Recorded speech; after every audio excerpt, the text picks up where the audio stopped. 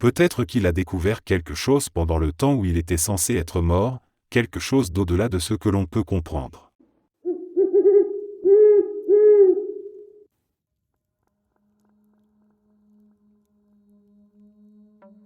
C'est pas une histoire qui fait peur, mais franchement, c'était surréaliste.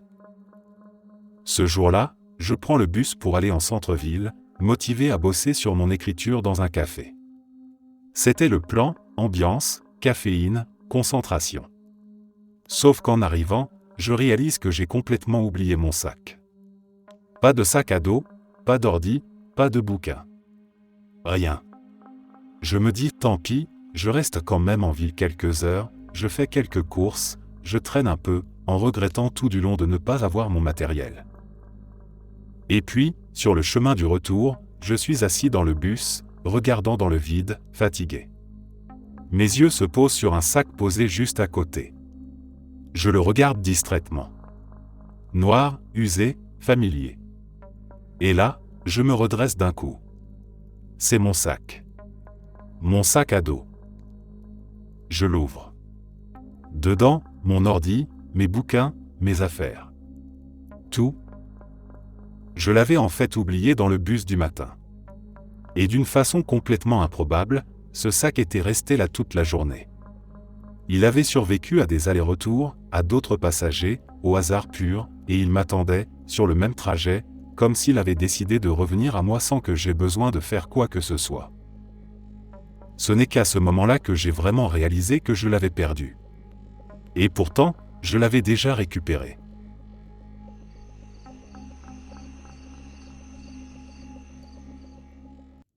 J'étais à Savannah, en Géorgie, en visite chez mon frère qui y était en poste.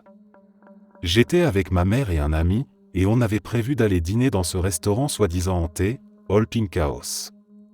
Ma mère, qui confond souvent les mots sans s'en rendre compte, m'avait dit que ça s'appelait All Pink Lady. Donc, confiant, je tape ça dans le GPS, All Pink Lady. Et on suit l'itinéraire, sans se poser de questions. Au fur et à mesure qu'on approchait, on trouvait l'endroit de plus en plus étrange.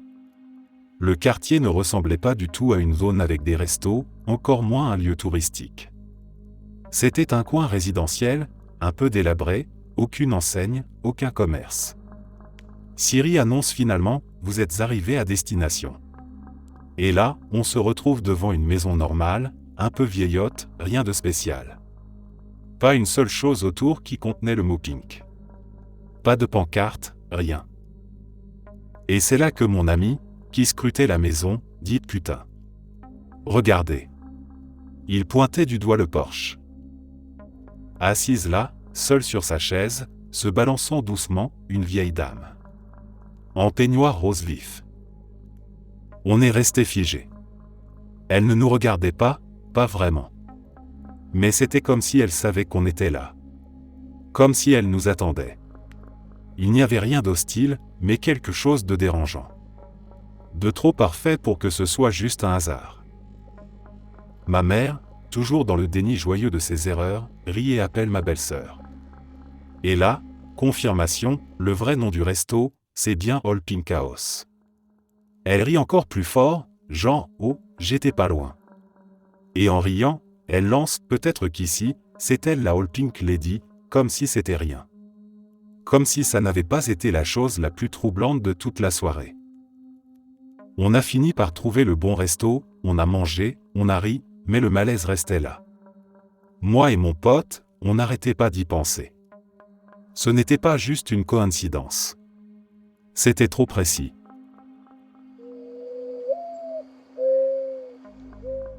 La maison où j'habitais avant était près d'une piscine, et on y allait souvent l'été en famille. C'était une de ces journées typiques, chaleur, éclaboussure, rire. Après avoir nagé un moment, je suis sorti de l'eau et je me suis allongé sur ma serviette pour sécher au soleil. Le ciel était presque entièrement dégagé, juste quelques petits nuages éparpillés. Je fixais un avion au loin. Un de ces avions de ligne, petit vu d'ici, mais bien visible dans le ciel bleu. Je suivais sa trajectoire des yeux, paresseusement, quand il est passé derrière un petit nuage juste au-dessus de nous. Rien de massif, pas une de ces grosses formations orageuses, un nuage léger, presque transparent. Je m'attendais à ce qu'il ressorte de l'autre côté en 5 ou 6 secondes, comme d'habitude.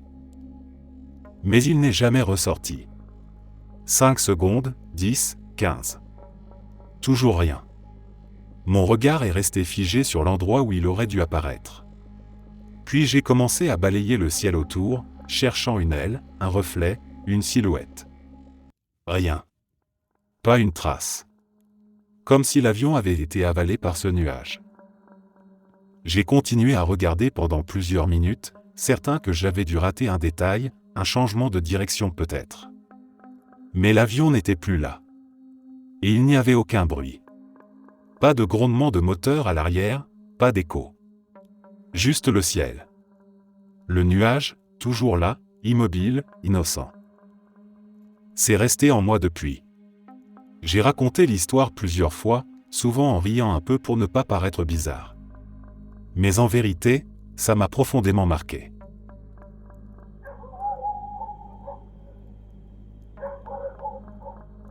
Je regardais ma crush de l'autre côté de la rue.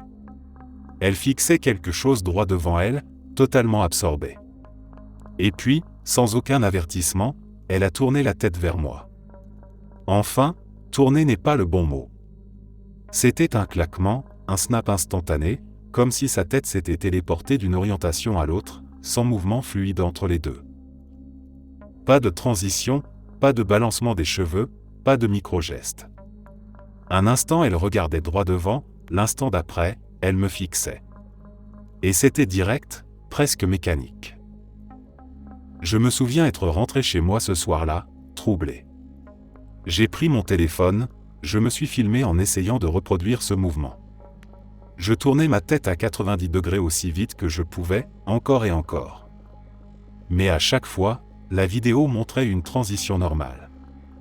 Même en ralentissant la vitesse, il y avait toujours des images intermédiaires, des traces du mouvement. Rien de ce que j'ai pu faire n'approchait ce que j'avais vu. Et ce qui m'a encore plus perturbé, c'est que son regard ne montrait aucune surprise. Pas de gêne, pas de sourire, pas de réaction typique quand on surprend quelqu'un en train de le regarder. Elle me fixait juste. Comme si elle savait que je la regardais. Comme si elle m'avait senti à travers la rue, comme si le monde entier s'était figé un instant juste pour qu'elle puisse me voir.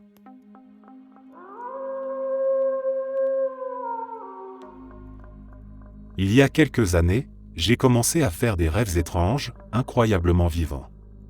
Trop réels.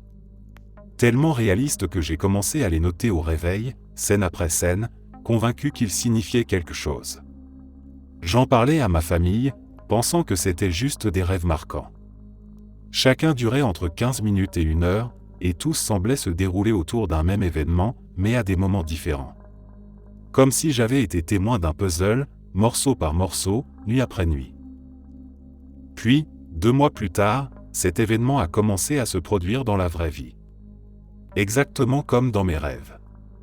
Et c'est là que quelque chose s'est brisé ou s'est réveillé. Je ne sais pas. J'ai commencé à reconnaître les séquences.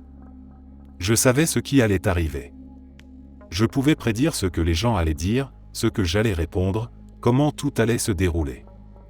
Un jour, j'étais avec un ami et je lui ai dit, dans quelques minutes, une fille qu'on ne connaît pas va arriver. Elle va dire ça, je vais lui répondre ça, elle restera 5 minutes puis partira. Et c'est exactement ce qui s'est passé. Mot pour mot. Chronométré. Plus tard, j'ai retrouvé mes notes de rêve. Tout y était. Les phrases. Les détails. Même la manière dont la lumière tombait dans la pièce.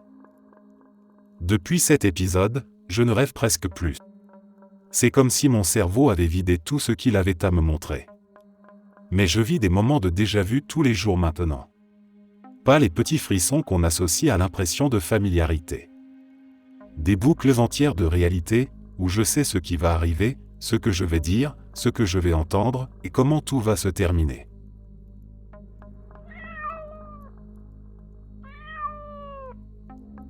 J'ai voulu tester le rêve lucide, mais j'y suis allé un peu trop fort.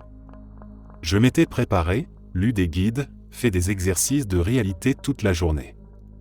Le soir venu, je m'endormais presque impatient. Je voulais contrôler mes rêves, explorer, voler, parler à des personnages imaginaires. Mais ce qui s'est passé était tout sauf ce que j'avais prévu. Je me suis retrouvé dans un rêve d'apparence normale. Un décor banal, presque apaisant, une promenade dans une ville, des gens qui parlaient, tout semblait calme. Et pourtant, en parallèle, ou plutôt en superposition, quelque chose d'autre se déroulait. Quelque chose d'incompréhensible. Je mourais. Pas une seule fois mais plusieurs, simultanément. C'était comme si mon esprit expérimentait plusieurs versions de moi-même mourant en même temps. Électrocution, étranglement, chute, feu. Une présence étrangère dans ma tête me forçait à les ressentir toutes, dans une cacophonie de douleur, de confusion, de conscience. Et je savais que je rêvais. Je le savais clairement. J'étais lucide. Mais cette lucidité ne m'offrait aucun pouvoir, aucune échappatoire. Juste la terreur brute d'être conscient de tout. Comme si mon cerveau avait dit « Tu veux te souvenir de tout ? Alors souviens-toi de tout ». Et ce qui rendait le tout encore plus étrange, c'était que le rêve normal continuait. Je discutais avec un vendeur dans une boutique de chapeaux pendant que je me voyais me noyer, me faire poignarder, exploser. Deux réalités collées l'une sur l'autre. L'absurde et l'horrible. Quand je me suis réveillé, j'étais trempé de sueur. Il faisait jour. J'étais en sécurité. Mais j'ai eu besoin de plusieurs minutes pour être sûr que j'étais bien de retour. Depuis ce jour-là, je fais très attention avec les rêves lucides.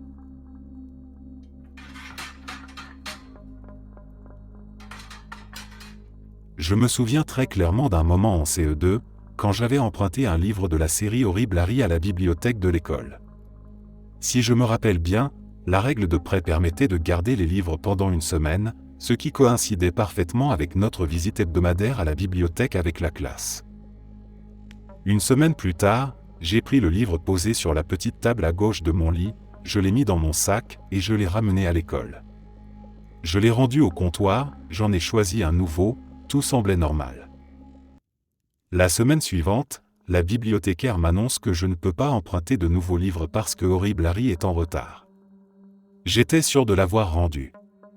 Mais le soir même, il était là, à nouveau posé sur la petite table, exactement au même endroit. Comme s'il n'était jamais parti. Je l'ai repris, un peu confus, et je l'ai rapporté encore une fois à l'école. J'étais presque gêné en le rendant une deuxième fois. Mais devine quoi ? La semaine suivante, rebelote. Même livre, même accusation de retard, même livre mystérieusement revenu à sa place dans ma chambre. Cette fois-là, j'ai vérifié partout chez moi après l'avoir rendu. J'ai vidé mon sac devant ma mère pour lui prouver que je ne l'avais pas gardé.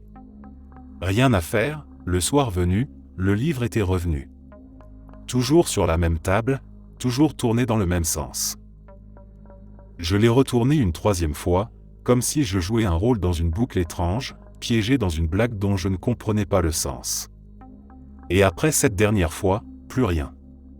Le livre a disparu pour de bon. Je n'ai jamais compris ce qui s'était passé. Je poursuivais un insecte qui voltigeait dans mon appartement. Il se déplaçait de façon étrange, presque irréelle. Par moments, il semblait s'arrêter net en plein vol, comme suspendu dans l'air, figé. Pas tout à fait comme un hélicoptère, mais il y avait quelque chose d'artificiel dans ses mouvements. Ma copine est arrivée, intriguée par le vacarme. Elle m'a demandé ce que je fichais. J'ai répondu en pointant du doigt, j'essaie de tuer ce truc bizarre.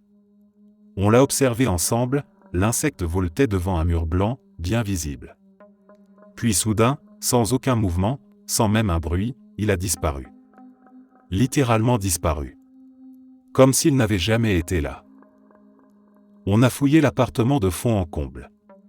Derrière les rideaux, sous les meubles, dans les lampes. Rien. Pas une trace. Le bug s'était évaporé. Ou plutôt, il s'était téléporté. Et là, un truc a changé dans l'ambiance. On s'est regardé, pas vraiment sûr de ce qu'on venait de voir. Elle a plaisanté, c'est peut-être un drone espion miniature, mais sa voix tremblait un peu. Je riais, mais c'était nerveux. On n'a jamais retrouvé cet insecte.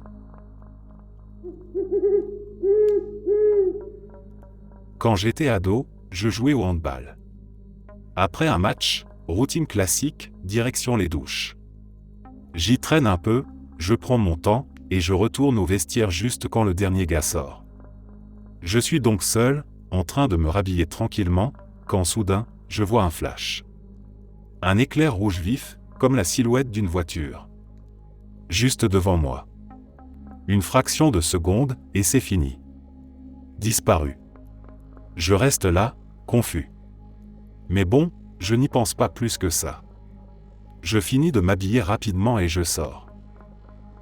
1 minute plus tard, je suis dans ma voiture. Je dois ramener ma mère et 2 potes venus voir le match. Il est un peu plus de 22 heures. On roule, je suis à peut-être 70 km/h, quand tout à coup, à moins de 100 mètres devant nous, une voiture rouge fait une tentative de tourner à gauche, puis s'arrête net, pile dans notre voie. Pas le temps de réfléchir. Je freine de toutes mes forces. Les pneus crissent. On s'arrête à quelques centimètres du pare-choc de cette voiture rouge. Personne n'est blessé. Silence dans la voiture. Cœur qui bat à 100 à l'heure. On rentre. 20 minutes plus tard, on est à la maison. Je me détends un peu. Puis je réalise quelque chose d'absurde. Je roulais sans les phares allumés. Et pourtant je me souviens très clairement de les avoir allumés en montant dans la voiture. Je le fais toujours. C'est un automatisme. Mais ils étaient éteints. Complètement. Et on n'a croisé personne qui ait klaxonné, personne ne nous a fait signe. Je n'ai jamais pu expliquer ce qui s'est passé ce soir-là.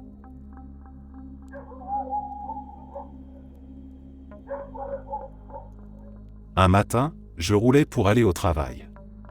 Circulation légère mais fluide, pas assez d'espace pour changer de voie ou manœuvrer. Je suivais un poids lourd, un de ces gros camions de transport, quand j'ai vu ce qui ressemblait à une brique noire voler du haut de la remorque. J'étais coincé entre d'autres voitures, pas moyen d'esquiver. Tout ce que j'ai pu faire, c'est freiner fort, mais pas assez. Et là, tout s'est déroulé comme dans un film d'accident. J'ai entendu l'impact sur mon capot, entendu mon pare-brise exploser. J'ai senti l'air glacé s'engouffrer, entendu les klaxons, très proches, trop proches. Ma gorge était nouée, j'ai crié, les mains serrées sur le volant, le chaos autour de moi. Mais, rien. Juste avant l'impact final, juste avant que ce truc me fracasse le visage, tout a sauté comme une scène rayée sur un DVD. Un clignement. Un blanc. Et puis, j'étais là, toujours en train de conduire, toujours sur la même route, entouré des mêmes voitures. Mes mains cramponnées au volant. La gorge en feu. En sueur. Essoufflé. Mais intact. J'ai dû m'arrêter sur le bas-côté, incapable de comprendre ce qui venait de se passer. Ce n'était pas un rêve. Pas une micro-sieste. Tout en moi savait que quelque chose était arrivé, quelque chose que je ne pouvais plus toucher, mais que mon corps, lui, n'avait pas oublié. Depuis ce jour, je suis à peu près convaincu que je suis mort ce matin-là. Ou du moins, une version de moi l'est. Et quelque part, dans un recoin de la réalité, une autre version de moi a continué, sans interruption visible. Une transition fluide. Un saut d'univers.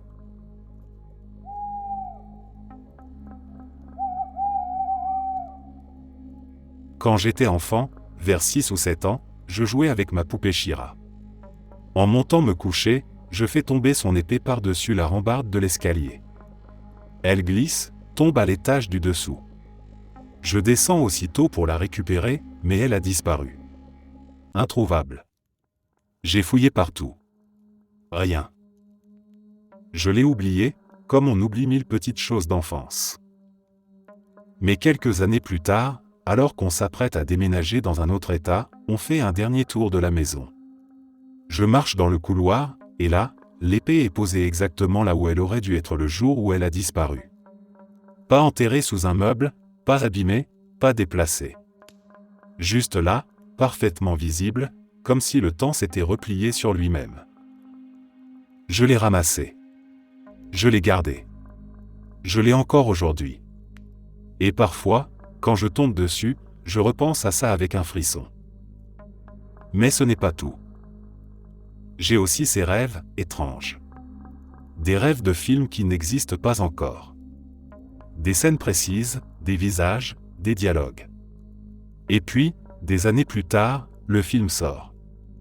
Aucun trailer vu. Aucun article lu. Et je me retrouve au cinéma à chuchoter à la personne à côté de moi, j'ai déjà vu ça. Parfois, je connais la fin avant qu'elle n'arrive. Parfois, je me souviens de détails que je n'ai aucun moyen de connaître. Certains amis trouvaient ça drôle. D'autres détestaient que je spoile ce qui n'était même pas encore sorti. Maintenant, je ne dis plus rien.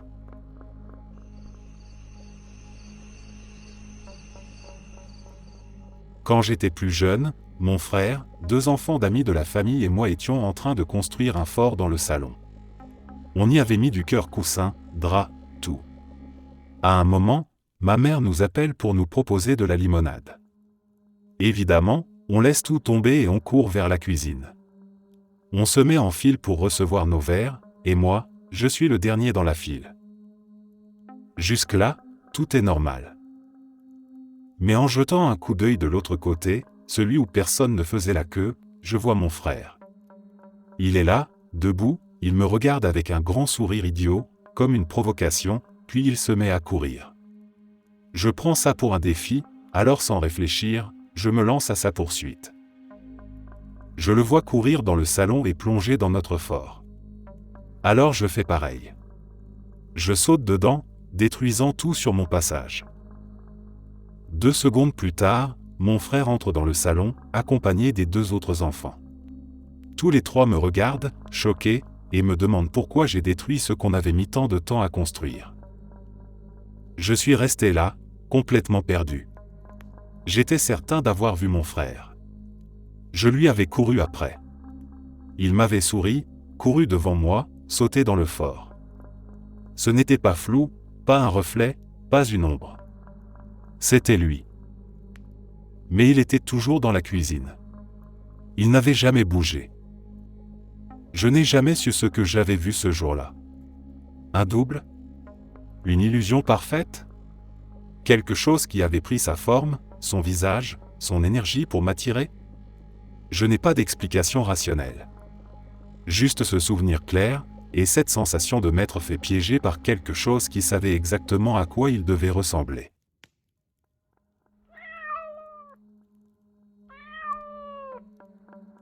J'arrive peut-être un peu tard, mais je voulais partager cette histoire. Pendant environ 2 ans, j'ai reçu des appels aléatoires d'une vieille dame. Toujours le même numéro, que je ne connaissais pas, alors je ne répondais jamais. Mais elle laissait des messages vocaux interminables, pleins de tendresse, de petites anecdotes du quotidien, me demandant comment j'allais, me parlant de ses souvenirs, comme si j'étais un vieil ami perdu de vue. C'était pas gênant, juste étrange. Un peu triste, aussi. Un jour, je finis par décrocher. Je lui explique gentiment qu'elle s'est trompée de numéro. Elle s'excuse, polie, mais voilà, les appels ont continué. Toujours ces messages longs, pleins de nostalgie. Comme si elle refusait d'accepter que la personne qu'elle cherchait ne décrocherait jamais. Puis un soir, ma femme et moi sommes à la maison, en train de regarder la télé. On parle d'une petite maison bleue dans notre quartier qu'on aime bien. Rien de spécial. Juste une conversation tranquille à propos d'une maison qu'on trouve mignonne. Quelques minutes plus tard, je reçois un appel de la vieille dame. Elle laisse un message vocal comme à son habitude, sauf que cette fois, elle commence à parler d'une maison bleue. Elle dit combien elle l'aimait, combien la personne qu'elle pense appeler l'aimait aussi, à quel point ça lui manque. Et après ça plus rien. Elle n'a jamais rappelé. Pas de message, pas des appels manqués. Juste le silence. Comme si elle avait trouvé ce qu'elle cherchait. Ou compris quelque chose. Je n'ai jamais pu m'expliquer cette coïncidence. Le lien entre notre conversation et son message. Le timing. Et cette étrange impression qu'elle savait.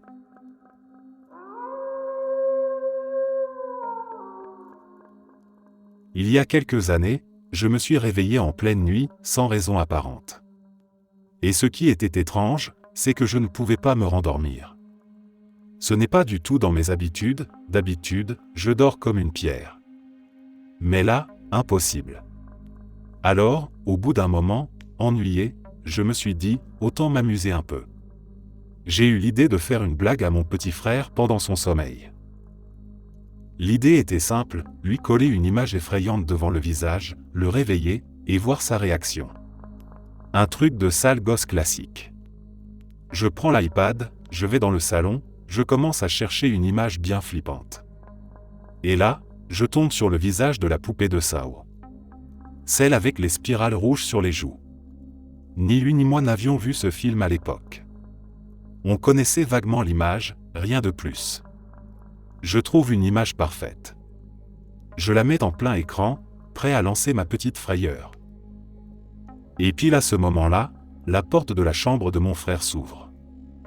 Il sort, l'air groggy, se frotte les yeux, et me dit qu'il n'arrive pas à dormir non plus. Jusque-là, pourquoi pas? Et puis il ajoute, j'ai fait un cauchemar, avec la poupée de ce film d'horreur, tu sais. Je reste figé. Je n'arrive même pas à parler. Je tourne lentement l'écran vers lui, où l'image est encore affichée en plein écran.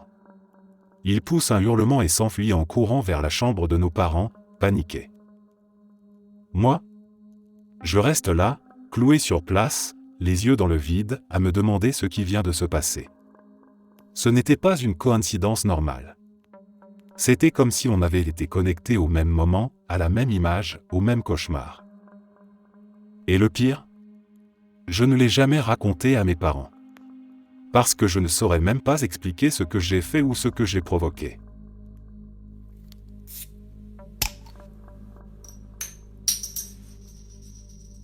Quand j'étais petit, je vivais sur une base de l'armée de l'air dans le Montana. Une nuit, j'ai fait un rêve étrange, dont je me souviens encore avec une clarté dérangeante. Dans ce rêve, j'étais avec ma mère, en train de faire les courses. Tout était normal, banal. Jusqu'à ce qu'une voisine s'approche de nous. Elle était seule, sans sa fille, une petite fille de mon âge. Dans le rêve, ma mère lui demande où est sa fille. Et la voisine répond calmement, elle est morte cette nuit. Quelque chose s'est passé, son cœur a lâché. Je me suis réveillé sans vraiment comprendre ce que j'avais rêvé. J'étais jeune, 5 ans à peine, et je ne savais pas grand-chose sur cette petite voisine, à part qu'on jouait parfois ensemble. Mais je me souviens d'avoir raconté le rêve à ma mère le matin même. Elle a trouvé ça troublant. Pas seulement parce que le rêve était sombre, mais parce que, selon elle, j'étais trop jeune pour savoir que cette petite fille avait un souffle au cœur. Un problème connu, mais stable. Rien de dramatique. Rien qui aurait laissé présager le pire. Et puis, quelques jours plus tard, il y a eu ce coup à la porte. C'était la voisine. En larmes. Elle venait nous annoncer que sa fille était décédée subitement d'une complication cardiaque imprévisible. Son cœur s'était arrêté, sans avertissement. Ma mère en parle encore, des années plus tard. Pas comme une histoire de fantôme. Pas comme quelque chose de surnaturel. Mais comme un moment où la réalité a fui par une fissure. Un rêve devenu annonce. Une vérité à venir qui s'est glissée, sans permission, dans l'imaginaire d'un enfant.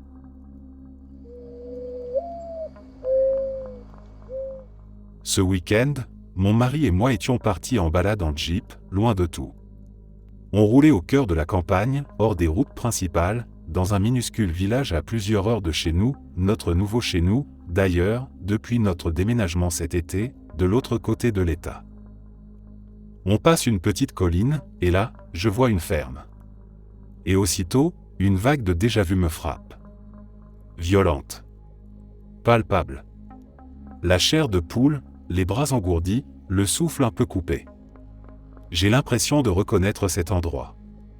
Comme si j'avais déjà été là, ou rêver de ce lieu dans les moindres détails. Je sais ce qu'il y a derrière la maison, sans même l'avoir vu. Je sens qu'il y a un petit jardin et un poulailler. J'ouvre la bouche pour le dire à mon mari. Mais avant que je puisse sortir un mot, il lit à haute voix le panneau accroché au portail, mon nom de jeune fille. Suivi de ranch. J'ai eu un frisson dans tout le corps. Ce n'était pas juste un endroit familier. C'était comme si cet endroit m'appelait par un souvenir que je n'avais jamais vraiment vécu. Comme si une autre version de moi avait déjà connu cette ferme, cette route, ce nom inscrit sur cette grille. Je n'ai aucune famille connue dans cette région. Personne qui ait vécu là. Aucune explication logique. Et pourtant, il y avait cette certitude, sourde et implacable, que cet endroit avait un lien profond avec moi. Un lien qui m'a précédé.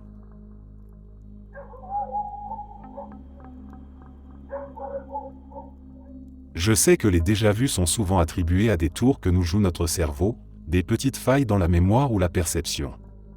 Une illusion de familiarité. Rien de mystérieux, selon la version officielle. Mais ce rêve-là, je n'ai jamais réussi à le ranger dans cette catégorie. Il dépasse les explications faciles. Dans ce rêve, j'ai vu un tatouage. Un motif très spécifique, placé à un endroit intime, discret, qu'on ne montre pas au hasard. Je n'avais jamais vu ce tatouage auparavant. Pas en photo, pas sur les réseaux, pas dans une conversation. À l'époque du rêve, je ne connaissais même pas encore la personne à qui il appartenait. Et puis, plus tard, je l'ai rencontré. On est devenus amis. Proches. Et au fil du temps, il m'est revenu en mémoire que c'était elle que j'avais vue dans ce rêve. Pas juste une impression floue, non. C'était clair, net, comme une pièce de puzzle qui tombe en place. J'ai commencé à me demander si je n'étais pas en train de m'inventer des souvenirs, à douter de ma propre mémoire. Mais ce qui m'a vraiment troublé, c'est quand j'ai trouvé le courage de lui poser la question. Presque en plaisantant, presque pour chasser le doute. Je lui ai demandé si elle avait un tatouage à cet endroit précis. Et elle m'a regardé, figée, bouche bée. Elle en avait bien un. Exactement là. Exactement comme dans mon rêve. Aucun moyen que je le sache. Aucun indice. Aucun accès à cette information. Et elle non plus ne comprenait pas. On est resté silencieux un moment, comme si la réalité avait glissé sous nos pieds.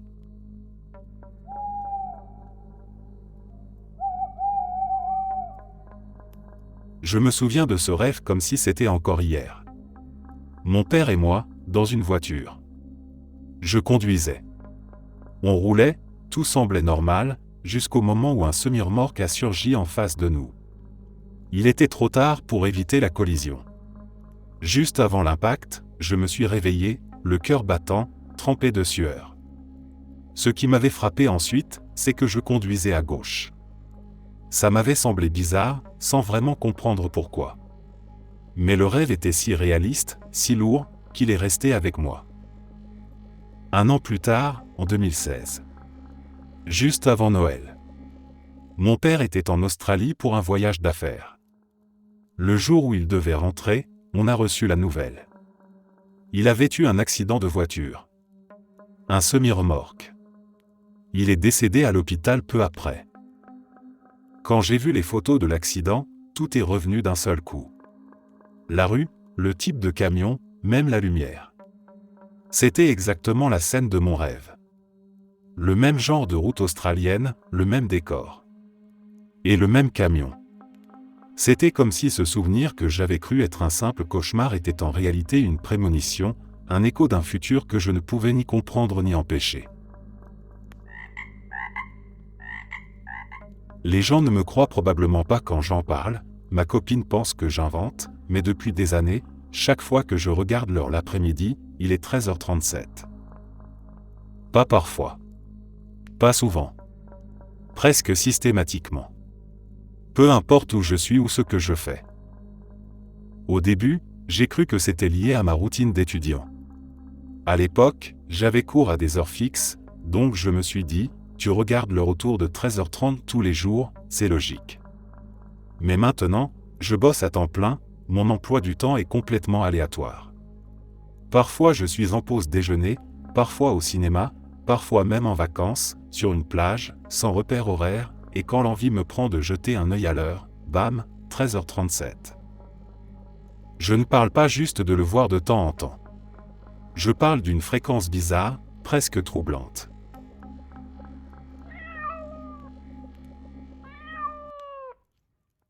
Une nuit, je me suis couché comme d'habitude, portant un t-shirt de pyjama. Je me souviens très bien l'avoir enfilé. J'étais fatigué, mais pas au point de douter de ce détail. J'ai dormi profondément, sans rêve, sans sursaut, jusqu'à ce que je me réveille en sursaut, grelottant de froid. C'est là que j'ai réalisé que je n'avais plus de t-shirt. Je me suis redressé, encore à moitié endormi, pensant qu'il avait pu glisser ou s'être entortillé quelque part dans le lit. Mais non. J'ai allumé la lumière, et il était là. Sur la table de nuit. Plié. Soigneusement. Presque trop soigneusement. Je suis resté figé un long moment. Je n'ai aucun souvenir de l'avoir retiré. Encore moins de l'avoir plié et posé là. Et je ne suis pas du genre à me déshabiller dans mon sommeil. Ça ne m'est jamais arrivé avant. Ni depuis. Ma première pensée, et celle qui me glace encore aujourd'hui, c'est que quelqu'un m'a enlevé ce t-shirt pendant mon sommeil. Mais qui ? Et comment ? Je vis seul. La porte était fermée. Rien n'était déplacé. Rien ne manquait. Juste, ce t-shirt, que je portais, et qui s'est retrouvé rangé, comme si une main invisible avait décidé de s'introduire dans la nuit, de me retirer quelque chose, puis de le plier avec soin. Je n'ai jamais trouvé d'explication. Je veux croire que c'était un simple épisode de somnambulisme. Que mon esprit a voulu jouer un tour à ma mémoire. Mais parfois, en pleine nuit, quand je sens un courant d'air sans raison, je repense à ce moment. Et je me demande si quelqu'un est vraiment venu cette nuit-là.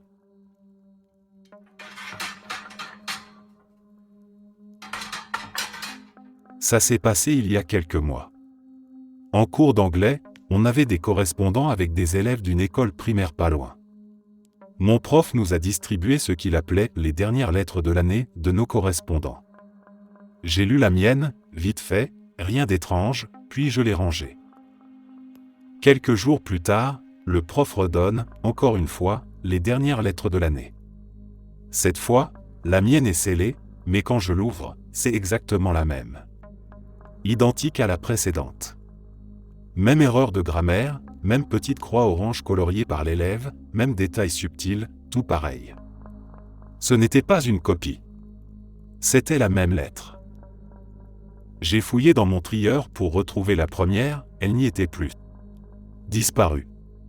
Et c'est resté dans ma tête. Comme si une version de l'événement avait été remplacée par une autre. Ou répétée. Mais je suis le seul à m'en être rendu compte.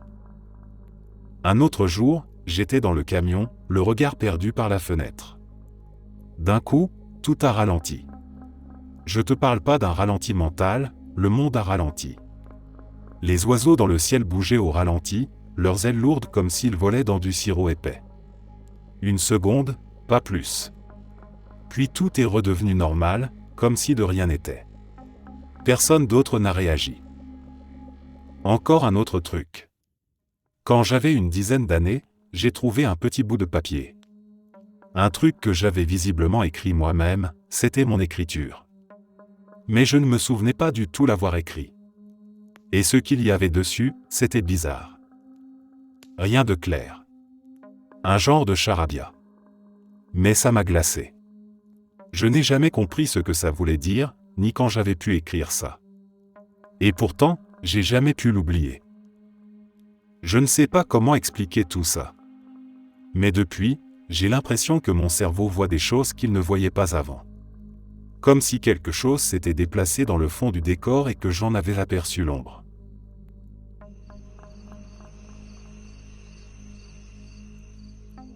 Mon ami et moi, on était à Los Angeles pour un petit voyage. On se préparait à sortir de l'hôtel, tout était normal, jusqu'au moment où je regarde mon téléphone. L'écran indiquait 1er janvier 1980. Pas un bug d'affichage ou une appli qui déconne, la date système complète montrait littéralement 1980. Je me suis dit que mon téléphone devait déconner, alors j'ai voulu tester. J'ai envoyé un texto à mon pote, qui était juste dans la salle de bain. Son téléphone était posé à côté de moi, à même pas 2 mètres. Je lui écris « Je crois qu'on est en 1980 ?» Et là, instantanément, je reçois une réponse. Son téléphone vibre, écran qui s'allume. Non, c'est 1986. Je le regarde, un peu choqué. Il était encore dans la salle de bain. Je prends son téléphone pour vérifier. Il n'a pas envoyé ce message. Aucune trace dans sa boîte d'envoi. Rien. Et pourtant, je l'ai bien reçu, venant de son numéro, sur une autre ligne. Les 2 téléphones étaient Android. Pas de e-message, pas de iCloud chelou, pas de forwarding. À l'époque, je bossais chez T-Mobile. Du coup, j'en parle à un cadre supérieur, pensant que c'était peut-être un bug réseau. Ils trouvent ça suffisamment étrange pour faire remonter l'info plus haut. Ils ouvrent un ticket d'incident et, quelques jours plus tard, quelqu'un de chez eux me rappelle personnellement pour m'en parler. Ils m'ont posé des questions, voulu les logs, les circonstances, même le modèle exact des téléphones. Mais au final, rien. Pas d'explication technique. Pas de conclusion. L'affaire est restée en suspens.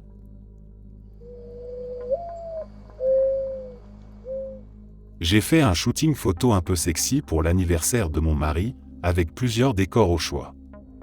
L'un de ceux que j'ai choisis avait un grand vitrail coloré et des bougies un peu partout, un style à la fois élégant et mystérieux. J'avais vu quelques photos du décor sur le site de la photographe, mais rien qui montrait l'ensemble depuis la porte, l'angle exact qu'on voit en entrant dans la pièce.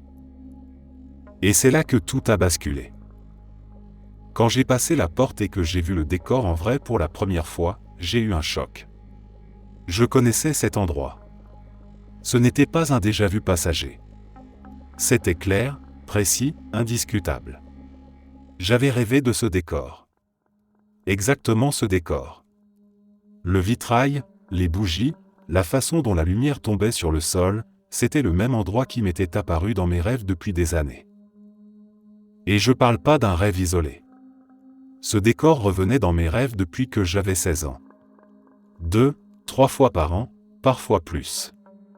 Toujours avec une ambiance étrange, douce mais un peu dérangeante, comme si quelque chose m'y attendait. Je ne m'étais jamais demandé si c'était un vrai lieu, je pensais que c'était juste un produit de mon imagination. Mais là, debout dans la pièce, c'était comme entrer dans un souvenir que je n'avais jamais vécu. Je suis resté figé un moment. La photographe me parlait mais j'entendais à peine. C'était trop précis, trop net. Comme si un fragment de mes rêves avait été physiquement imprimé dans le monde réel, en m'attendant toutes ces années. Je n'ai jamais trouvé d'explication.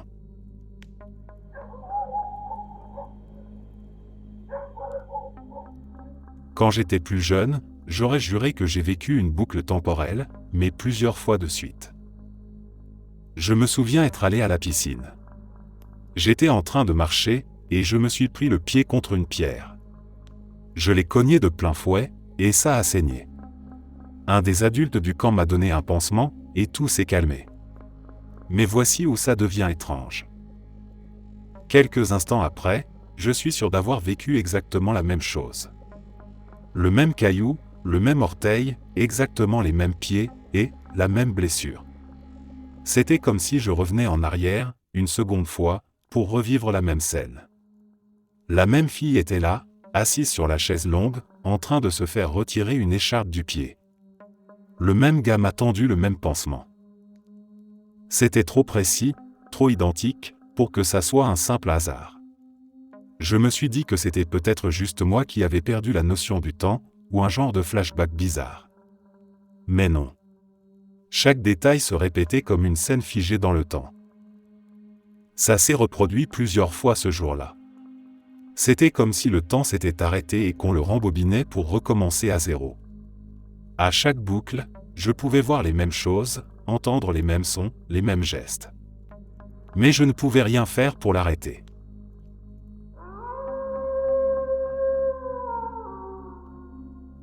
Je pense que j'ai dû être en train d'halluciner, mais franchement, ça m'a foutu la trouille. À l'époque, au lycée, je travaillais dans l'école chaque été. Un jour, je devais livrer des fournitures au bureau de musique. Je savais qu'il n'y avait personne dans l'école à ce moment-là, juste quelques concierges, moi et quelques administrateurs. Je pensais juste poser les fournitures sur une table et repartir. Rien de plus simple. Mais quand je suis arrivé devant le bureau de musique, j'ai entendu une voix. C'était bizarre, il ne devrait y avoir personne là-dedans. Quand j'ai tendu l'oreille, j'ai remarqué que c'était une voix d'homme, mais dans une langue que je ne reconnaissais pas. Ce n'était pas une langue étrangère, c'était quelque chose qui ressemblait à ce que quelqu'un pourrait entendre si un non-anglophone écoutait de l'anglais sans le comprendre. Une sorte de bourdonnement de mots, mais avec ce rythme et cette intonation propre à une langue qu'on ne connaît pas. La voix venait d'un coin de la pièce. Je me suis approché pour essayer de comprendre, et là, la voix a semblé s'éloigner, comme si elle flottait, se déplaçait de l'autre côté de la pièce, hors de ma portée. Ça m'a totalement dérangé. Mon cœur battait la chamade. C'était comme si j'étais en train de perdre le contrôle de la situation, comme si je ne faisais plus partie de la réalité, et que quelque chose m'échappait.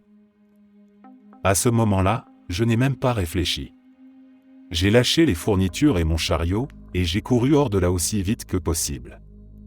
Je n'ai jamais remis les pieds dans ce bureau après ça.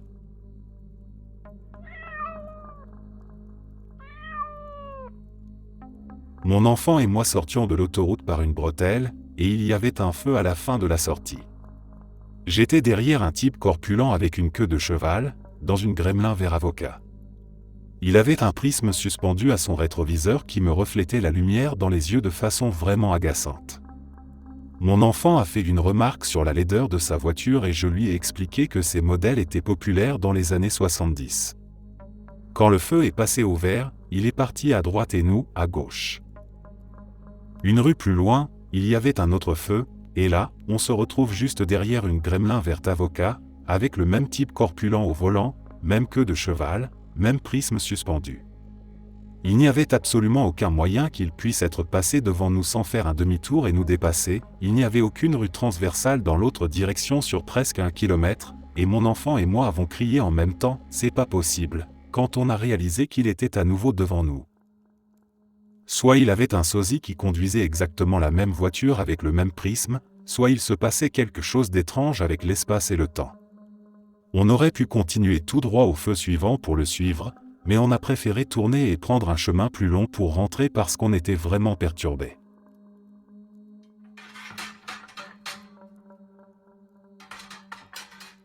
C'est arrivé l'année dernière, et c'est sans doute la chose la plus dingue que j'ai jamais vécue dans ma vie, à part un trip sous LSD quand j'avais une vingtaine d'années, j'en ai 25 maintenant. Je bosse sur un circuit automobile international juste au nord de Pittsburgh. On a une piste de karting très connue au niveau national, et un énorme championnat s'y tenait ce week-end-là, c'était une course pour un titre national. En fait, j'étais censé être en congé ce week-end-là, mais le directeur du karting m'a appelé vers 6h30 du matin ce samedi pour me demander si je pouvais prendre un poste au pied levé parce que quelqu'un s'était désisté. J'ai accepté et je suis venu travailler sur la piste comme signaleur. Je ne bosse presque jamais du côté karting normalement, je suis plutôt du côté contrôle de course pour le circuit principal, donc je connais bien les drapeaux et le règlement, etc. Je me trouvais sur une plateforme en bois abritée, près de l'arrière de la piste, dans le virage 12. J'avais ma radio sur moi et mes drapeaux, la course battait son plein, et j'étais juste là à regarder passer les karts à environ 80 km/h, en m'assurant que personne ne sorte de piste ou ne se plante. Je vois un kart sortir du virage 11. C'est une légère courbe vers la droite qui s'étend sur environ 150 mètres avant d'atteindre le virage 12, un virage serré sur la droite. Ma plateforme est pile entre les deux virages, à environ 15 mètres en retrait de la piste, donc j'ai une vue dégagée sur toute la portion entre les virages 11 et 12. Et là, au moment exact où le kart sort du 11, après avoir à peine parcouru 15 mètres, il a littéralement sauté jusqu'au virage 12. Il s'est téléporté. Il n'y a eu aucun mouvement progressif, aucune accélération. Je n'ai pas cligné des yeux ni détourné le regard. Il était au virage 11, et d'un coup, il était au 12.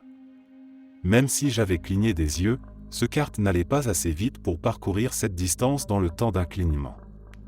Ce qui rend le truc encore plus dingue, et qui prouve que ce n'était pas juste un moment d'inattention, c'est que le son du kart s'est aussi téléporté. Je commençais à entendre doucement le moteur arriver au virage 11, puis d'un coup c'était le son net du freinage moteur d'un 2 temps juste avant d'attaquer le virage 12. Le changement a eu lieu en une infime fraction de seconde. J'arrivais pas à y croire. J'ai eu l'impression que mon cœur s'arrêtait, j'étais à 2 doigts d'une crise d'angoisse, je souffre d'anxiété modérée.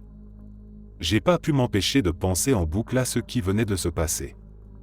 J'en ai parlé à personne, parce que personne ne m'aurait cru, et en fait je l'ai encore jamais raconté à qui que ce soit.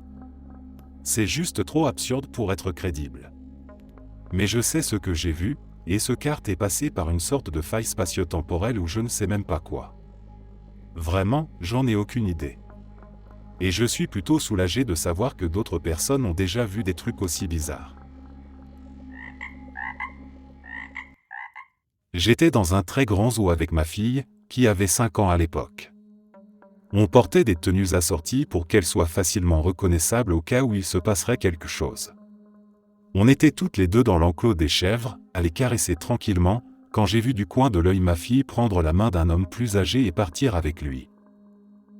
J'ai immédiatement commencé à courir, on ne réalise jamais de quoi on est capable tant qu'on n'a pas peur pour sa propre vie ou celle de son enfant, mais quand je suis arrivé à l'endroit où je les avais vus, plus rien. Ni ma fille, ni l'homme. Il s'était littéralement volatilisé. J'avais à peine couru une quinzaine de mètres dans un espace totalement ouvert. J'ai éclaté en larmes, complètement paniqué, incapable de respirer, persuadé que ma fille avait été enlevée. Puis, tout à coup, j'ai senti une petite main attraper la mienne, et j'ai entendu la douce voix de ma fille me demander ce qui n'allait pas.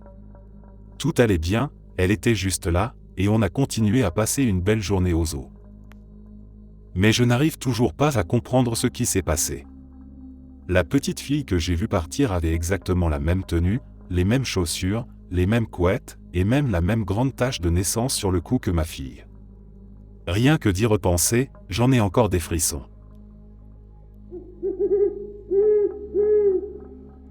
Lors de ma première année à la fac, je suis sorti d'un cours et je suis allé jusqu'à ma voiture.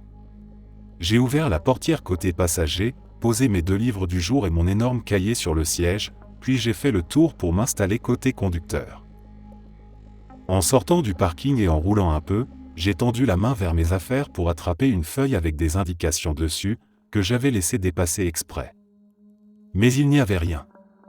Les livres et le cahier avaient disparu.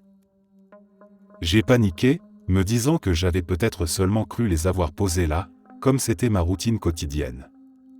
J'ai fait demi-tour pour retourner au parking, en pensant que je les avais peut-être laissés sur le toit de la voiture et qu'ils étaient tombés. Mais ils n'étaient nulle part. J'ai fouillé ma voiture pendant une bonne demi-heure. J'ai vérifié sous les sièges, même si je voyais mal comment ils auraient pu glisser là, dans le coffre, partout. Puis je suis retourné jusqu'à la salle de classe pour vérifier si je ne les avais pas laissés là. Rien non plus. J'ai fini par devoir racheter les 2 livres et récupérer les notes auprès de mes camarades. Je n'ai jamais revu ces livres ni ce cahier. Disparu.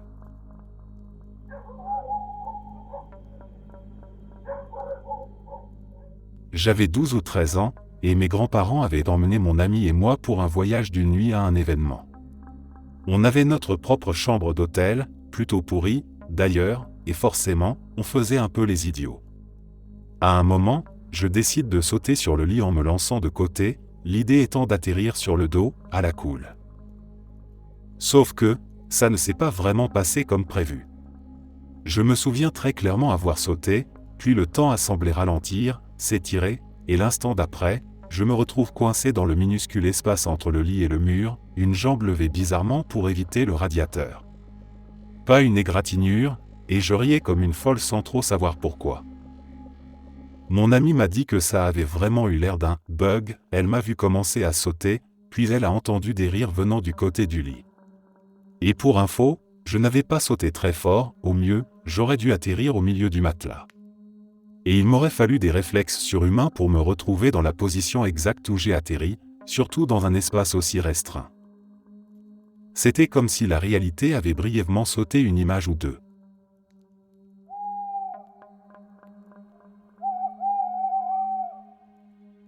Il y avait une pièce dans mon ancienne maison dont seul mon jumeau et moi nous souvenons. Elle se trouvait au bout du couloir, et on y allait de temps en temps pour jouer.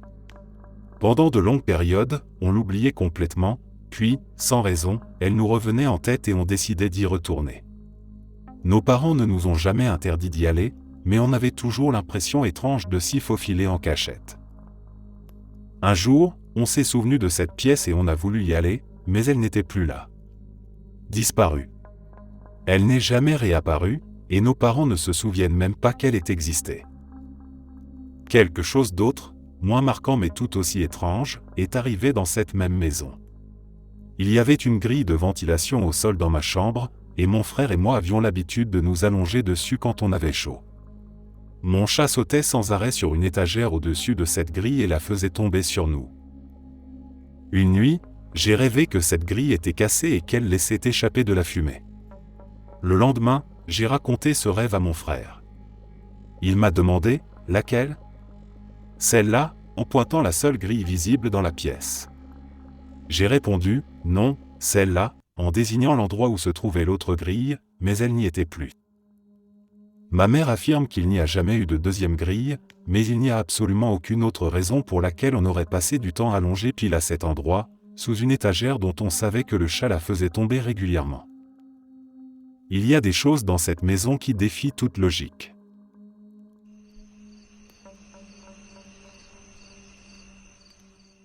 Il y avait 2 érables à sucre dans ma ville qui étaient parfaitement identiques.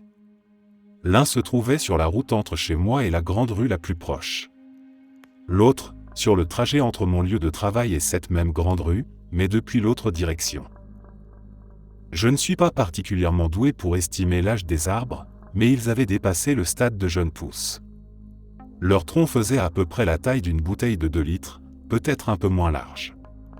Ils étaient là depuis suffisamment longtemps pour ne plus avoir l'allure typique des arbres récemment plantés. Et quand je dis identique, je parle vraiment d'une symétrie étrange, même disposition des branches, même densité de feuillage. Je ne pourrais pas dire si les feuilles étaient exactement aux mêmes endroits, mais l'effet général était le même. C'est à l'approche de l'automne que je les ai vraiment remarqués. Ils passaient par les mêmes nuances de jaune puis de rouge flamboyant, avec ce rouge presque luminescent qui rend ces arbres magnifiques. Des arbres splendides à regarder. Je ne sais même plus à quel moment j'ai réalisé qu'ils se ressemblaient à ce point. Ils étaient pourtant noyés dans de longues rangées d'érables, alors ils auraient dû passer inaperçus. Mais une fois la ressemblance remarquée, ça m'a mis un peu mal à l'aise, du genre, il faudrait une preuve avant d'en parler à quelqu'un, sinon on va me prendre pour un fou. J'ai remis cette preuve à plus tard. Puis, un jour en rentrant, il y avait plus de circulation que d'habitude depuis la rue principale. J'étais arrêté juste à côté de l'un des 2 arbres jumeaux. Alors j'ai sorti mon téléphone et pris une photo, avec l'intention de photographier l'autre sous un angle similaire pour les comparer. Si ce n'était pas si frappant que ça, eh bien, ça voulait dire que c'était juste mon cerveau qui cherchait un motif là où il n'y en avait pas. Mais en arrivant dans mon quartier, le 2e arbre était en train d'être abattu. Déjà coupé, à terre, entouré par une équipe de maintenance. Rien n'indiquait qu'il avait un problème plus tôt dans la journée. C'était le seul arbre abattu parmi une douzaine d'autres parfaitement sains. L'autre arbre, celui qu'il restait, se fond aujourd'hui dans le reste de la rangée. Je ne saurais même plus dire lequel c'était. Quant à la photo, elle date d'un ancien téléphone. Je ne l'ai plus. Et de toute façon, c'était juste une photo d'un arbre en bord de route, sans l'autre pour comparaison, ça ne semblait pas valoir la peine de la garder. Mais je sais ce que j'ai vu.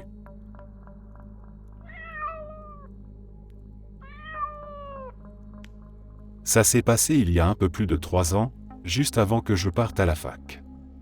J'ai un gros chien, un croisé Rottweiler de plus de 45 kilos, qui dormait généralement dans ma chambre quand je vivais encore chez mes parents. Parfois, il finissait sur le canapé du salon ou dans la chambre de mes parents. Comme j'étais toujours le dernier à me coucher, je faisais généralement le tour de la maison pour voir où il s'était installé avant d'aller le chercher dans leur chambre. Un soir, il n'est pas dans ma chambre. Je vérifie le salon, rien. Je me dirige ensuite vers la cuisine salle à manger, qui sont 2 pièces ouvertes avec une seule porte d'accès. Je me tiens dans l'embrasure de cette porte quand je l'appelle. Sur la gauche, il y a un petit îlot avec un tabouret, à droite, la table à manger. Mon chien traverse alors de la gauche vers la droite, à 3 ou 4 pas devant moi, en passant derrière l'îlot et en faisant tomber les magazines et papiers posés sur le tabouret en marchant à côté. Je suis un peu agacé qu'il ait tout renversé et qu'il n'ait même pas répondu à mon appel. Alors j'allume la lumière. Mais la pièce est vide. Mon chien n'est même pas là. J'ai pas demandé mon reste, j'ai filé direct dans la chambre de mes parents, et je l'ai trouvé en train de dormir profondément à leurs pieds. Ils n'avaient pas bougé. Je n'ai aucune idée de ce qui s'est passé ce soir-là. Tout ce que je sais, c'est qu'une silhouette quadrupède, qui ressemblait foutrement à mon chien, a traversé la pièce sous mes yeux et a renversé des objets bien réels, avant de disparaître. Rien que d'y repenser, j'en ai encore des frissons.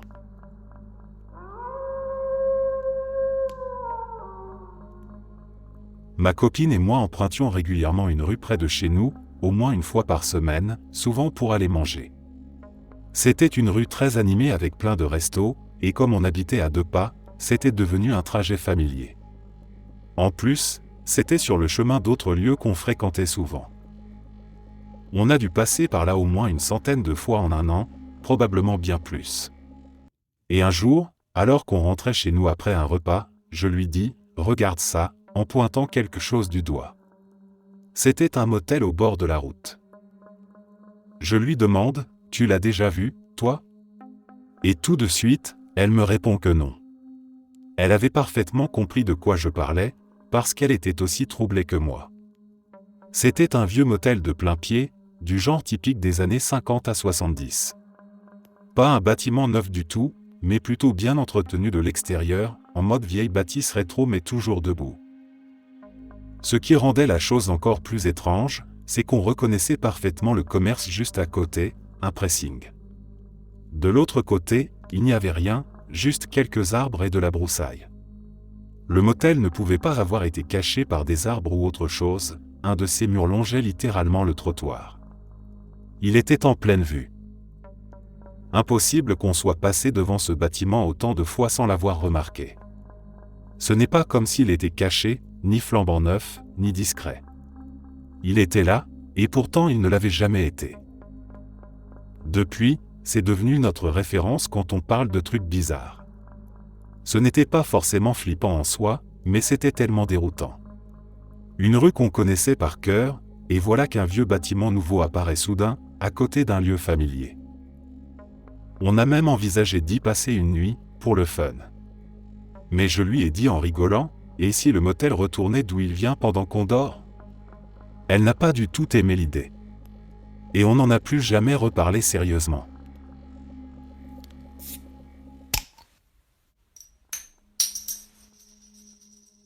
Un jour, je faisais du vélo et j'ai bien embrouillé un couple, sans vraiment le vouloir.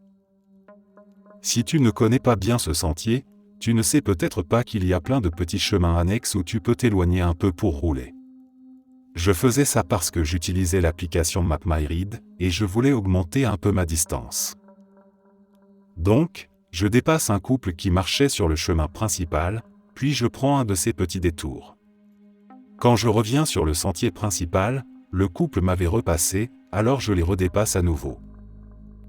J'ai répété ça 2 ou 3 fois, et à un moment, j'ai entendu le mec dire « Comment elle a encore pu se retrouver derrière nous ?»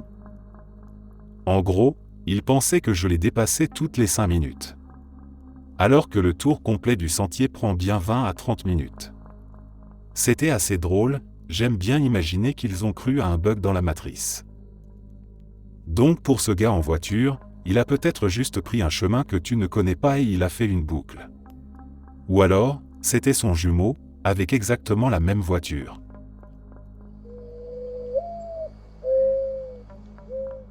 Quand j'avais 16 ans, j'ai fait un rêve. Je roulais à vélo sur une route inconnue, avec des livres de bibliothèque dans mon sac. Je venais tout juste de les emprunter à la bibliothèque derrière moi, près d'un stade de baseball. Un peu plus loin, il y avait un carrefour à 4 stops. La route sur la droite était masquée par des arbres, donc je ne voyais pas ce qui venait. En approchant, je ne ralentissais pas vraiment. Tout le monde devait s'arrêter de toute façon, et la circulation allait dans le même sens que moi. Même s'il y avait une voiture, elle serait censée marquer l'arrêt aussi. Mais quand j'ai vu le SUV vers Olive, il était déjà trop tard. Le conducteur avait grillé le stop, roulant au moins 2 fois plus vite que la limite. Il m'a percuté de plein fouet, m'envoyant rebondir contre un poteau, puis contre une bouche d'incendie. Mon vélo s'est écrasé sur moi. Il ne faisait aucun doute que je n'avais pas survécu. Et pourtant, le plus étrange, c'est qu'au moment de l'impact, ma vision s'est arrêtée. Juste avant de traverser, alors que mon corps était projeté au loin, c'était comme si je m'étais détaché. Je restais là, spectateur neutre, comme si je regardais un ralenti de mon propre accident, attendant juste de réapparaître. C'était un rêve étrange, bien sûr, mais je l'avais mis sur le compte de mon imagination. Ce genre de scénario n'aurait jamais pu se produire. Je vivais dans la direction opposée, bien trop loin pour y aller à vélo. Bon essai, cerveau, mais tu ne m'auras pas. À 19 ans, je suis en cours dans un collège communautaire de la région. Ce jour-là, ma famille avait des courses à faire de ce côté de la ville, et au bout d'une demi-heure, je ne pouvais pas vraiment les aider davantage. Ces derniers temps, j'avais pris l'habitude d'emprunter des CD à la bibliothèque pour les graver plus tard. Mon vélo était encore dans le van, alors je me suis dit que j'allais faire les 2 kilomètres jusqu'à la bibliothèque. Je n'ai rien trouvé d'intéressant côté musique, mais j'ai tout de même pris quelques livres. Je repartais à vélo, la bibliothèque derrière moi, le stade un peu plus loin encore. Il n'y avait presque pas de circulation, et toutes les voitures allaient dans le même sens que moi. Mais avec les arbres, je ne voyais pas bien sur la droite, et avec le bruit des voitures, je n'entendais rien non plus. J'arrive à l'intersection, et une vague de terreur me submerge. Sans réfléchir, je freine brutalement au stop. Pendant une fraction de seconde, je ne comprends même pas pourquoi. C'est là qu'un SUV vers Olive déboule, facilement à 80 km/h dans une zone limitée à 40, surgissant de derrière les arbres. Grâce à mon arrêt brutal, il m'évite de justesse, frôlant presque ma roue avant. Je tremblais tellement que j'ai failli tomber de mon vélo. Je me suis traîné jusqu'au trottoir, je me suis assis dans l'herbe, incapable de bouger, attendant que l'adrénaline retombe. 2 voitures arrivent au stop. La première traverse l'intersection. Je vois mon corps, écrasé contre la bouche d'incendie. La deuxième passe devant moi. Il n'y a plus rien.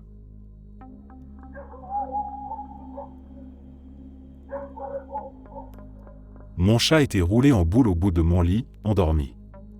Du coup, quand je me suis couché, j'ai dû m'allonger en diagonale, puisqu'elle était alignée avec mon oreiller. Je restais là, à essayer de m'endormir, quand, au bout de quelques minutes, j'ai senti quelque chose traverser lentement mes pieds, des petites pattes appuyées sur mes chevilles, une à une. J'ai attendu qu'elle ait fini de passer pour pouvoir bouger mes jambes et les remettre à droite, à l'endroit où elle dormait au début. Mais il y avait quelque chose qui bloquait, comme un obstacle sous la couverture. J'étais surpris, parce qu'elle venait clairement de traverser mes pieds. Alors je me suis redressé et j'ai allumé la lampe de chevet. Elle était toujours là, endormie exactement là où elle était au moment où j'avais éteint la lumière. Elle n'avait pas bougé d'1 centimètre. Mon chat est lente, toujours un peu maladroite, même depuis qu'elle est toute petite. C'est une chatte recueillie, elle a toujours eu cette démarche hésitante. Je sais qu'elle n'aurait jamais pu traverser mes jambes et revenir s'installer de cette manière, aussi vite. Je me suis figé, j'ai retenu ma respiration pour essayer d'écouter, au cas où il y aurait eu autre chose dans la pièce. J'avais peur, c'est vrai. Mais j'ai fini par me dire que si c'était quelque chose de dangereux, mon chat l'aurait senti, non ? Elle n'avait pas bougé, pas réagi du tout. Alors, un peu mal à l'aise, je me suis rallongé. J'ai mis du temps à retrouver un semblant de calme, et à me sentir suffisamment en sécurité pour éteindre la lumière. Mais je le sais, quelque chose a traversé mes chevilles cette nuit-là. Et, sur le moment, j'étais même soulagé, parce que je croyais que c'était elle. Je m'étais dit, bon, je peux enfin me remettre normalement.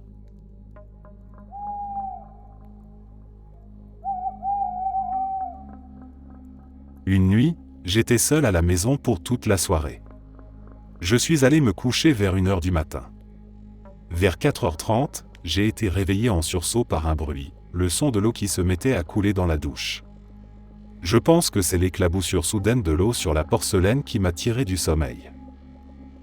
Pour préciser, le bouton de ma douche fonctionne de manière assez particulière. Il faut le tirer complètement vers l'extérieur pour que l'eau commence à couler.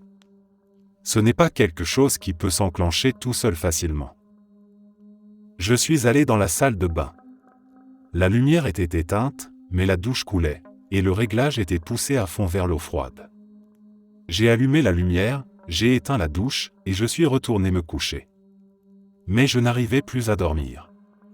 Alors j'ai lancé un épisode de Family Guy sur Netflix pour passer le temps. À peine une quinzaine de minutes plus tard, je me suis levé pour aller aux toilettes. En sortant, par simple réflexe, j'ai jeté un œil vers la douche. La porcelaine était parfaitement sèche. Comme si rien n'avait coulé. Et pourtant je n'avais pas mis le ventilateur, ni ouvert la fenêtre. Rien qui aurait pu sécher ça en si peu de temps. Je me suis dit, à voix basse, bon, on va dire que je me suis levé tôt aujourd'hui. Je n'ai pas essayé de me rendormir.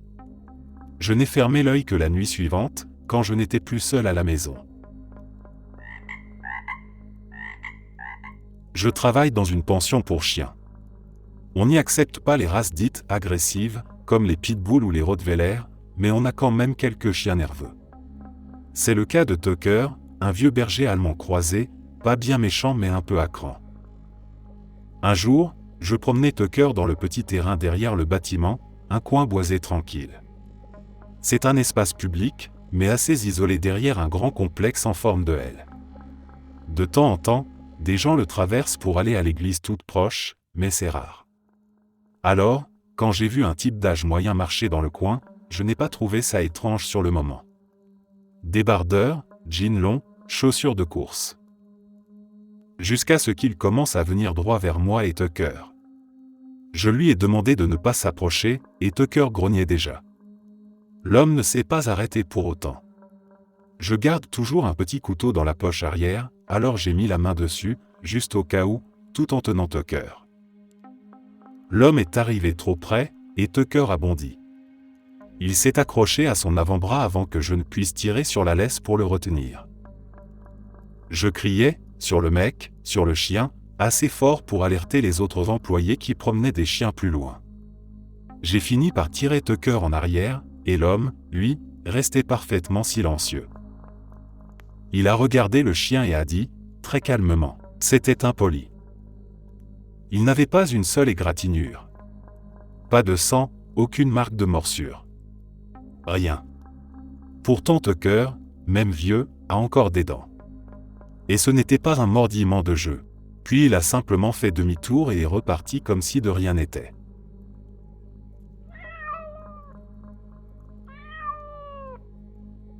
Il n'y a pas si longtemps, j'ai fréquenté une université au cœur d'une grande ville.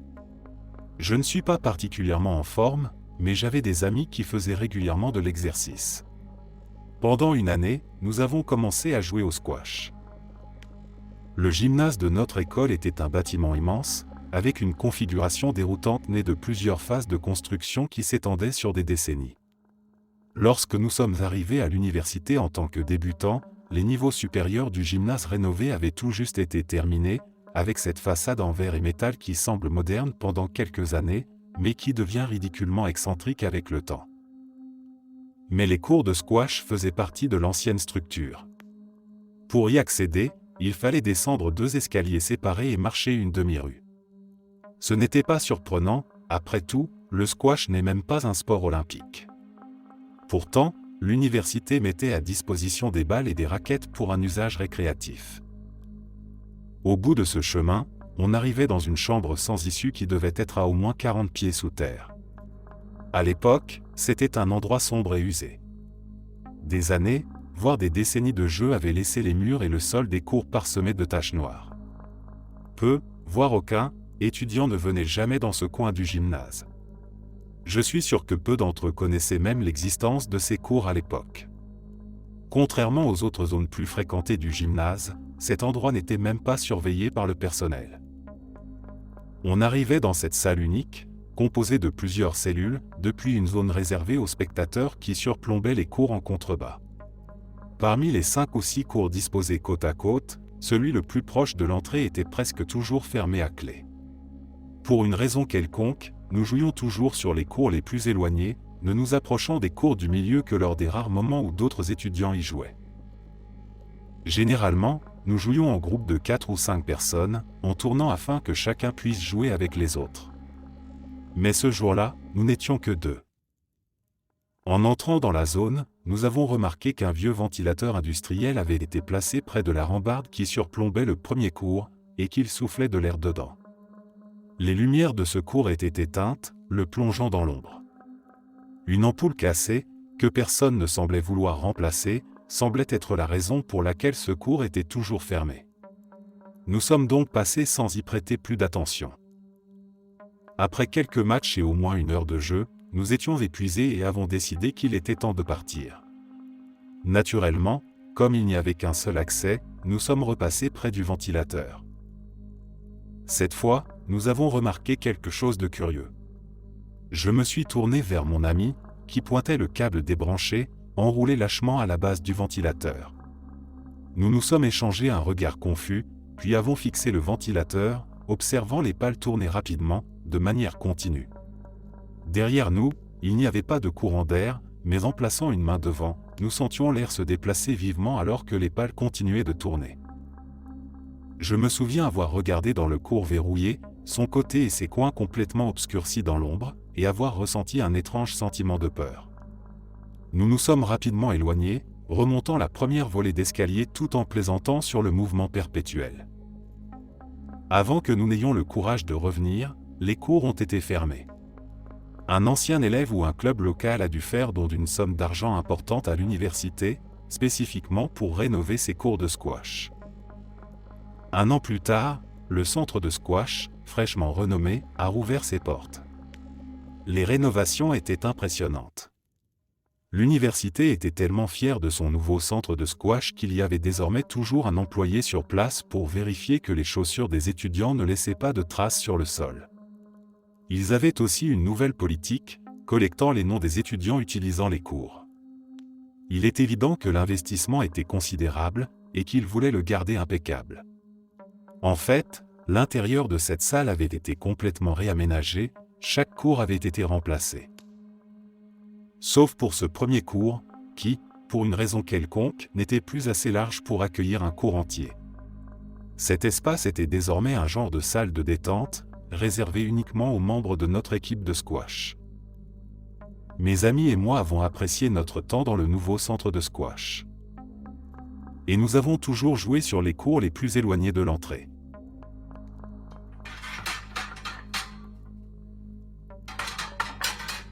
Il y a une histoire que ma grand-mère m'a racontée il y a quelques années, une histoire qui m'a toujours marqué, une histoire que je ne savais pas comment comprendre à l'époque, mais qui, avec le temps, me hante. C'est l'histoire de mon oncle, un jeune homme de 18 ans qui, selon tout le monde, est mort dans un accident dans les mines. Il est parti trop tôt, et son décès a dévasté notre famille. Mais ce que personne ne savait, c'est que, selon ma grand-mère, il n'était pas vraiment mort.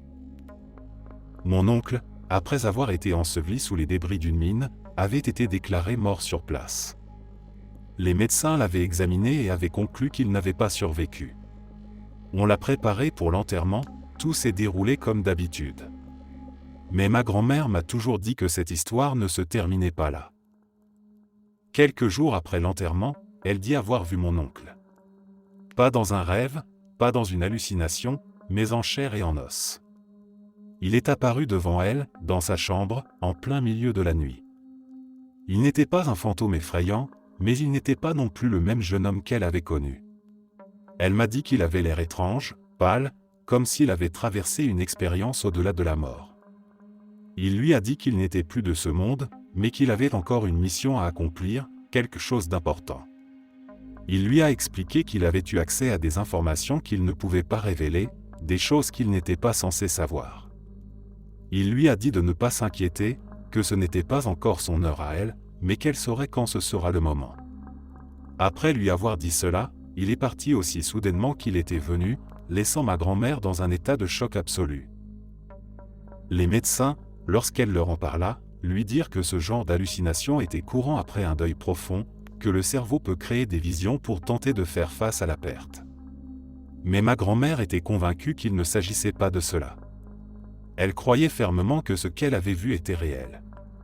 Qu'il y avait quelque chose de plus, quelque chose d'inexpliqué, derrière cette rencontre.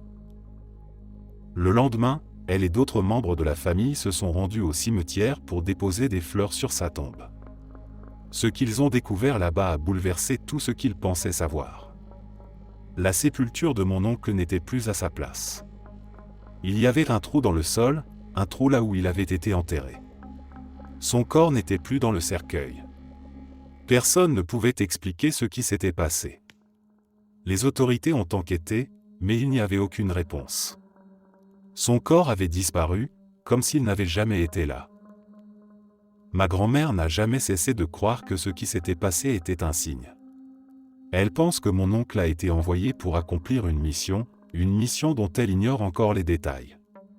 Peut-être qu'il a découvert quelque chose pendant le temps où il était censé être mort, quelque chose d'au-delà de ce que l'on peut comprendre. Elle m'a toujours dit qu'il n'était pas encore temps pour elle de partir, que son heure viendrait, mais pas maintenant, et que lorsqu'elle serait prête, elle saurait. Aujourd'hui, des années après, je ne sais pas quoi penser de cette histoire. Peut-être que c'est juste une vieille légende familiale, un récit porté par la douleur et le besoin de trouver un sens à une perte tragique. Mais quelque chose dans les yeux de ma grand-mère, dans la conviction avec laquelle elle racontait cette histoire, m'a toujours fait douter. Elle croyait fermement à ce qu'elle avait vécu. Et à chaque fois que je pense à cette histoire, je me demande si certaines choses échappent à notre compréhension, des mystères qui se cachent au-delà de la vie et de la mort, des secrets que l'on ne pourra peut-être jamais découvrir. Merci d'être resté jusqu'à la fin.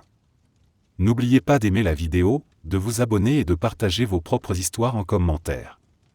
On se retrouve demain à la même heure devant ce feu.